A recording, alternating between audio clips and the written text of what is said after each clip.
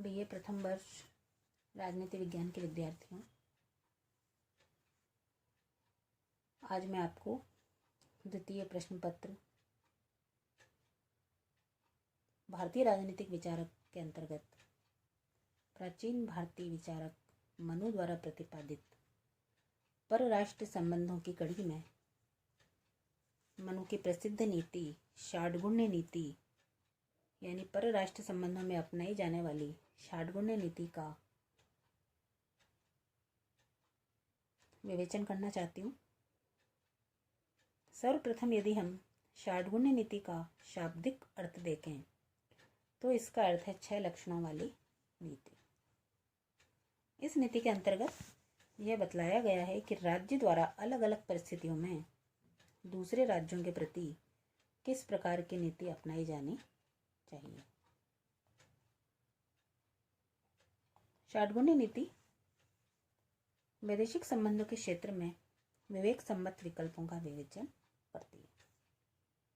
मनु ने राज्य को परामर्श दिया है कि वह परिस्थितियों पर सोच विचार करते हुए बुद्धिमत्तापूर्ण चिंतन करते हुए अन्य राज्यों के साथ संबंधों में इन 6 स्थितियों में से अलग अलग विकल्पों का चयन करे। षाड्गुण्य नीति के 6 लक्षण या स्थितियां इस प्रकार से हैं।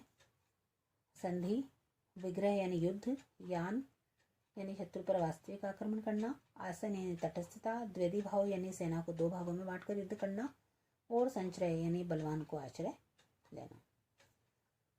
यदि हम संधि की बात करें सर्वप्रथम, तो यदि राजा को यह संभावना लगे कि इस राज्य के साथ मैत्री संबंध स्थापित करने पर तात्कालिक रूप से या भविष्य में कुछ लाभ प्राप्त होंगे तो उसे संबंधित राज्य के साथ मैत्री कर लेनी चाहिए।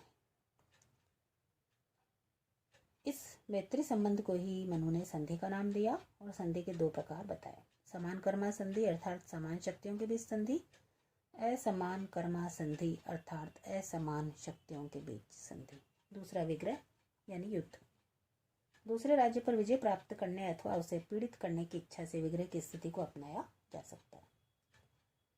तीसरा यान का अर्थ है वास्तविक आक्रमण। विग्रह और यान में मात्र स्तर का ही भेद है।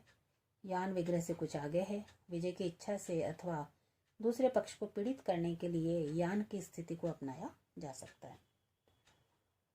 अगला प्रमुख जो नीति का विषय है वह है आसन। अमैत्रीपूर्ण संबंध होने पर भी युद्ध की स्थिति को नहीं अपनाकर थोड़े समय के लिए तटस्थता या उदासीनता और उपेक्षा की स्थिति को अपनाना आसान है। 5वां है द्वैधी भाव। द्वैधी भाव की व्याख्या मनु ने कौटिल्य से बिल्कुल भिन्न रूप में की है। मनु के अनुसार द्वैधी भाव अपने से अधिक शक्तिशाली शत्रु से रक्षा के लिए अपनाई जाने वाली रणनीति का एक रूप है। 6ठा संश्रय। संश्रय का अर्थ बलवान का आश्रय लिए जाने से है। यदि राजा द्वैधी भाव की रणनीति अपनाकर भी अपनी रक्षा कर पाने में असमर्थ हो तो उसे बलवान राजा का आश्रय लेना चाहिए। पर यह ध्यान रखा जाना चाहिए कि जिस राजा का आश्रय लिया जा रहा है वह शत्रु से अधिक शक्तिशाली हो। तो मनु की यह षाड्गुण्य नीति यथार्थ और वास्तविक है, न कि कोरी स्वप्नलोकी है। मनु की षाड्गुण्य नीति इतनी तार्किक है कि सभी राज्य कम या अधिक रूप में इस पर आचरण करते रहते हैं। धन्यवाद।